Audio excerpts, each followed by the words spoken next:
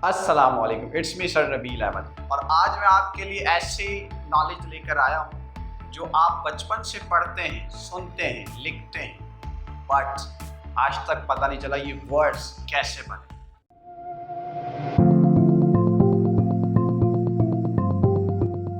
मज़ीद आगे बढ़ने से पहले इस वीडियो को लाइक करें, हमारे चैनल को सब्सक्राइब करें और बेल आइकन को क्लिक करें।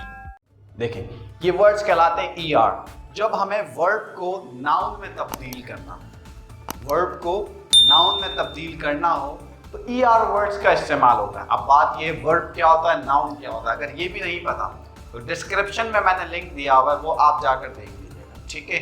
दूसरा, वर्ब नाउन में तब्दील करते हैं। देखिए, टीच, टीच का मतलब क्या होता है, पढ़ाना, लेकिन इसके आगे हम ईआर का इजाफा कर दें तो क्या बन गया, टीचर। तो टीचर मतलब हो गया पढ़ाने वाला। Are you getting my point? तो दूसरा वर्ड क्या लिखा हुआ है, राइट। राइट का मतलब होता है लिखना, लेकिन इसके आगे हमने ईआर का इजाफा कर दिया। ई तो है, जस्ट आर का इजाफा कर दिया तो क्या बन गया, राइटर। और राइटर को उर्दू में क्या कहते हैं, लिखने वाला। इसी तरह से ये क्या लिखा है, यूज।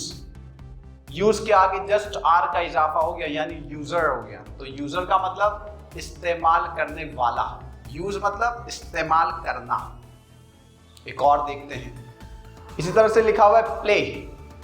प्ले मतलब खेलना, हमने ई आर का इजाफा कर दिया तो क्या हो गया, प्लेयर। तो प्लेयर को क्या कहते हैं, खेलने वाला। तो are you getting my point? जहां आर की जरूरत हो वहां आर लगता है, जहां ई आर की जरूरत हो वहां ई आर लगता है, लेकिन वर्ब नाउन में तब्दील हो जाता है। तो आई होप ये लेक्चर आपको समझ में आया होगा। इन केस ना आया हो तो वही व्हाट्सएप, इंस्टा, ट्विटर, फेसबुक के जरिए हमें बता दीजिए। ओके, अल्लाह हाफ़िज़।